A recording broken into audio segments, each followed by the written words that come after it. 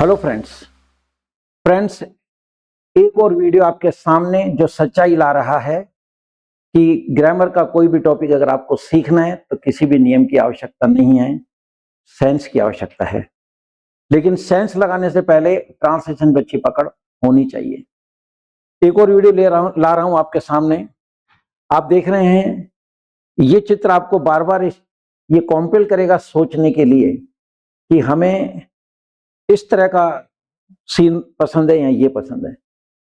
आप देख रहे हैं ये लड़का कंफ्यूज है because he is behind the rules. उलझा हुआ है ये। रूल्स सारे याद नहीं रहते हैं, कुछ भूल जाता है स्टूडेंट, कुछ याद रह जाता है। मतलब he is not very much confident, right. ये जो बच्चा देख रहे हो ये कॉन्फिडेंट है क्योंकि इसके बाद समझ में आ गई कि नियमों की कहीं आवश्यकता नहीं है, राइट। कोई भी टॉपिक है उससे रिलेटेड जो क्वेश्चन आते हैं उनको समझना जरूरी है। पेपर समझना जरूरी है, करना आसान होता है। तो देखिए एक और वीडियो आपके सामने ला रहा हूं प्रीपोजिशन को लेके। अब बुक्स में भी लिखा है ऐसा है तो ऐसे करना, यूं आवे तो यूं करना। कुल मिला के बात कहां आती है कि प्रीपोजिशन अगर आपको सेंटेंस में यूज करना है, बोलते समय, लिखते समय और खास करके कॉम्पिटिटिव एग्जाम्स में, फ्रेंड्स कोई नियम काम नहीं आएगा।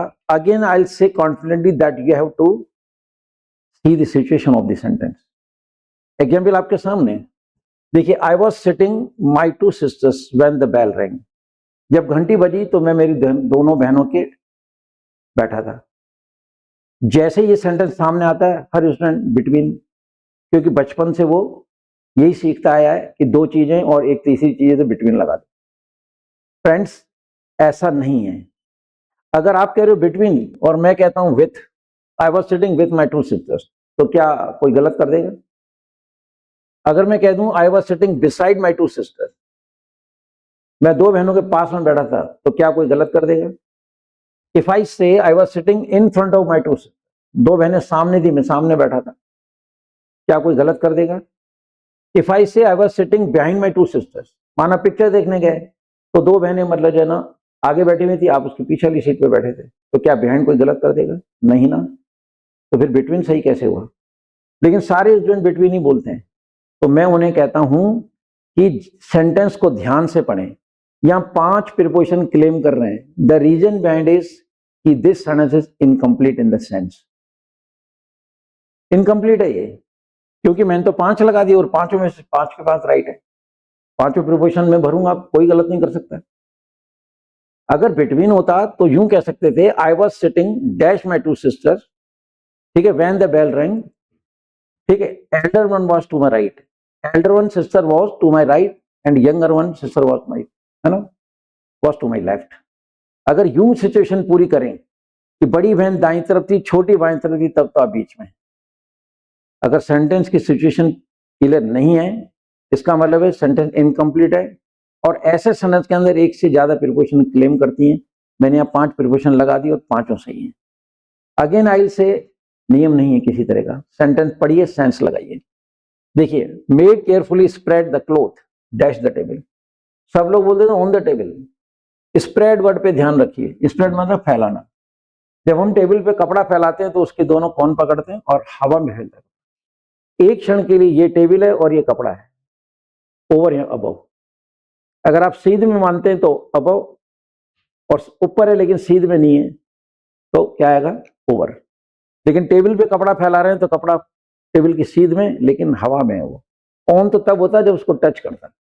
तो यहां पर हम लोग जो लगाएंगे वो प्रीपोजिशन अबव लगेगा। यहाँ पे 5 लग सकते हैं, तो हमें सेंटेंस की सिचुएशन देखनी पड़ी। यहाँ पे कोई नियम काम आ रहा है? नहीं। नेक्स्ट देखिए, swimming dash a river is more difficult than swimming dash it. 41 साल के अंदर जब कभी भी ये एक्सरसाइज में कराता हूं, राइट, बुकलेट्स बना रखी हैं, सब बच्चों को एक एक बुकलेट देता हूं और कहता हूं कि अपना सेंटेंस पढ़ो और इसमें प्रीपोजिशन भरो। In the long period of 40 years not a single student was able to answer. सोचते रह जाते हैं क्योंकि सिचुएशन ही नहीं बना पाते।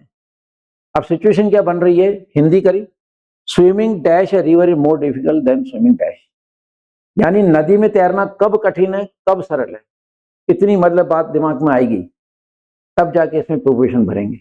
तो इसके अंदर एक तो आएगा swimming up, swimming up a river is more difficult than swimming down, यानी नदी के, ठीक है ना, ऊपर जाओगे तो मुश्किल होगा। क्यों? पानी के विरुद्ध जाओगे तो पानी आपको बहाने के, नीचे बहाने के, बहा के ले जाने की कोशिश कर रहा है, और आप ऊपर जा रहे हो तो आपको लड़ना पड़ेगा। लड़ना means difficulty, you are feeling difficulty.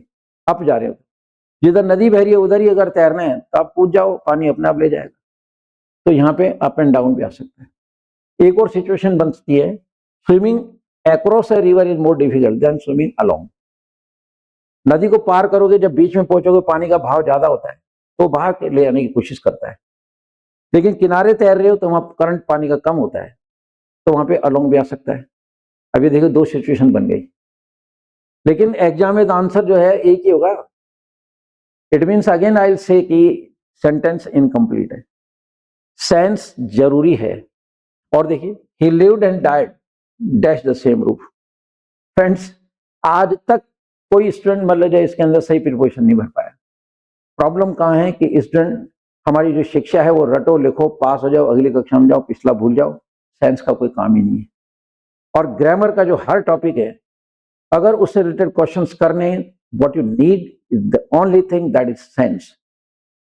नियम की कहीं आवश्यकता नहीं, कहाँ नियम काम आ रहे हैं। अब ये देखिए, इसकी हिंदी नहीं कर पाते student, he lived and died the same roof, इसकी हिंदी नहीं कर पाए 40 साल, पता नहीं क्या क्या बोल जाते हैं। वो एक ही छत में जिया मरा, पर भाई ये क्या है? ये सेंस क्या है? सेंटेंस का सेंस है ही lived and died dash the same roof, यानी आएगा तो under under the same roof, पर भाव क्या है तो भाव नहीं बता पाते।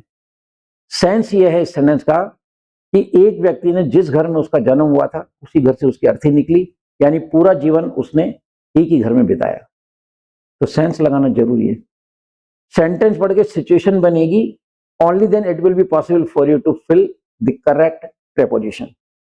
तो he lived and died under the same roof, preposition तो चलो पकड़ में आ भी जाता है, लेकिन मैं जब प्रैक्टिस कराता हूं क्लास के अंदर, कोई भी टॉपिक पढ़ाता हूं तो अबाउट 200 to 300 सेंटेंस की क्लासरूम प्रैक्टिस कराता हूं, ठीक है।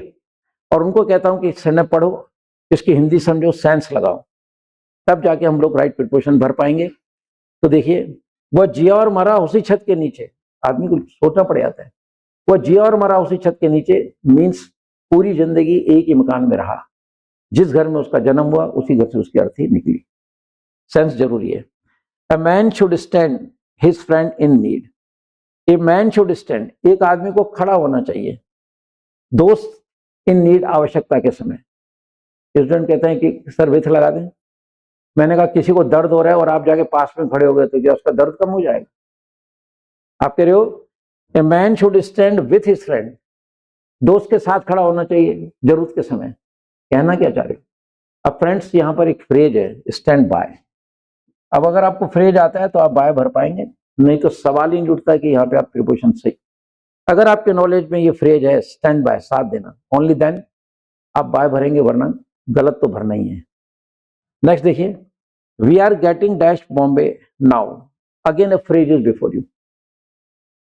देखिए, आप कार से जा रहे थे, माँ का फोन आया, क्योंकि कार से जाते एक्सीडेंट बहुत होते हैं तो माँ को चिंता बनी रहती है। माँ ने फोन किया, बेटा कहाँ जा रहे हो?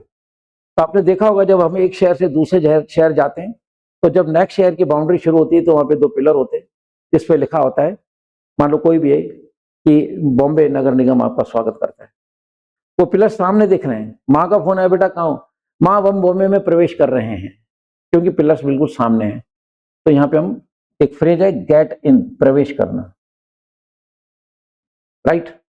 नेक्स्ट देखिए, 6 years time he will be 21। जब भी मैंने पूछा सब लोग बोल देते हैं आफ्टर 6 year टाइम, 6 साल के बाद। 6 साल के बाद, देखो इधर, after 6 years time he will be 21, 6 साल के बाद वो 21 का हो जाएगा। तो फिर मैं पूछता हूं आज कितने साल का है वो? स्टूडेंट कहते हैं 15। मैंने कहा आज वो 15 साल का है, 6 साल के बाद 21 का नहीं होगा, 21 से बड़ा होगा, समझिए। आज आप 15 साल के हो, 6 साल के बाद कह रहे हो, बाद के तो फिर 22, 23, 24, 25, 30, 40, 50 पूरी जिंदगी पड़ी है। आफ्टर गलत है, इन आएगा। 6 साल में अगर आपका date of birth second to second note करा हुआ है। एक क्षण के लिए आप 21 के होंगे और जैसे ही घड़ी यूं करेगी आपकी उम्र होगी 21 साल 1 सेकंड। तो यहाँ पे प्रीपोजिशन इन आएगा।